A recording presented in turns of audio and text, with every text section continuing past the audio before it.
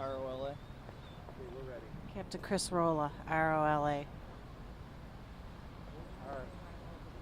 All right, and we are going to be speaking here momentarily with New York State Police Captain Chris Rolla, who's going to give us an update on the situation, Tom.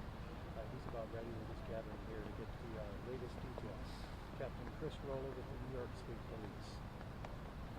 At approximately 11:50, the New York State Park Police dispatch was notified of a black vehicle in the Niagara River near the pedestrian bridge and floating down towards the brink of the falls. Our patrols arrived, observed the vehicle. We contacted our partners, New York State Police, Niagara Falls Fire.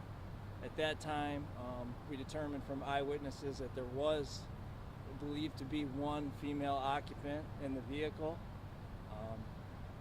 Due to the area where the vehicle was, our swift water team was not able to make a recovery. We contacted the Coast Guard, and their helicopter and rescue swimmer came out and was able to make a recovery of that operator. At this time, the investigation into the reason the female driver went into the river is still ongoing, and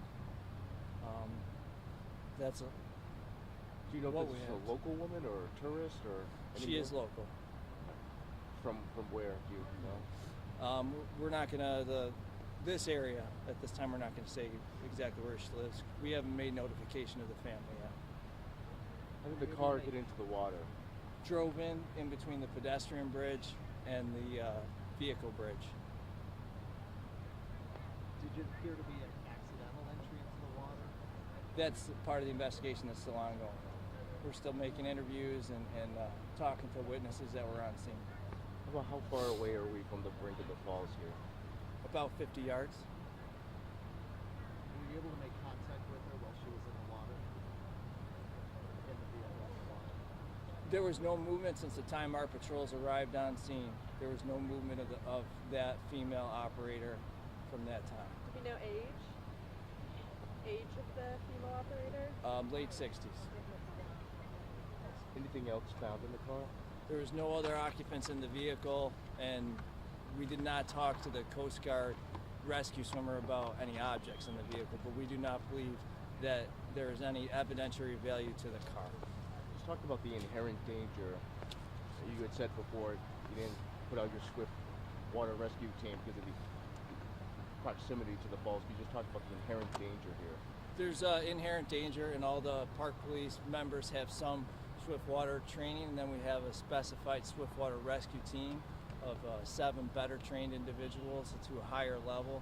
And just due to not only the proximity of the falls, but it's the ability to walk out to that vehicle. And just not having 2 points of contact, we could not go into that water to make that determination.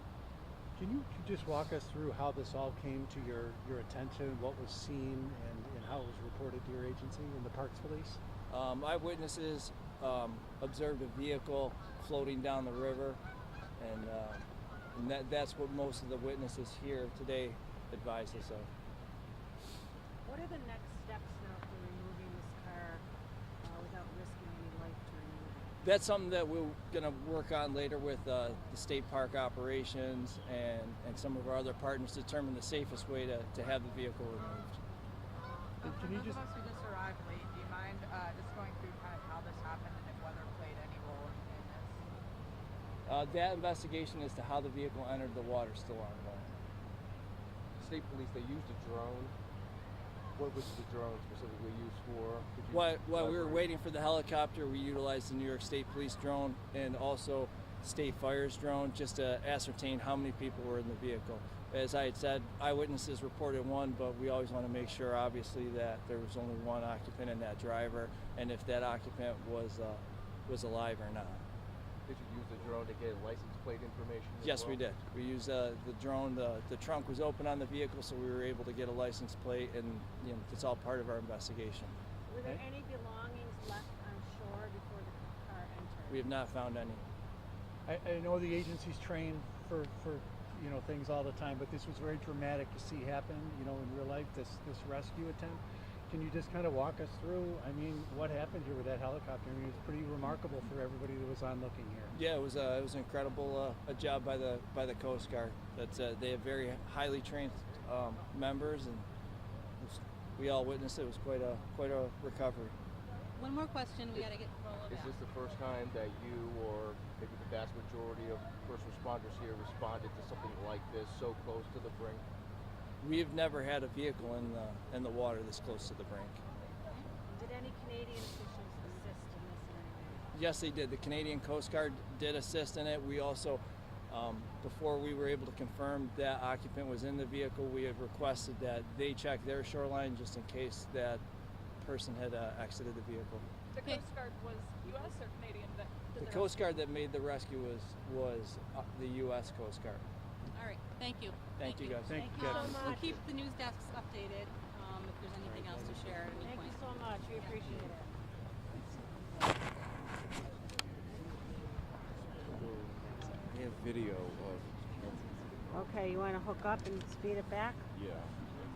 Okay. Or you could just take my card and do it your way, because I'm not sure about whether this would hook up the right way.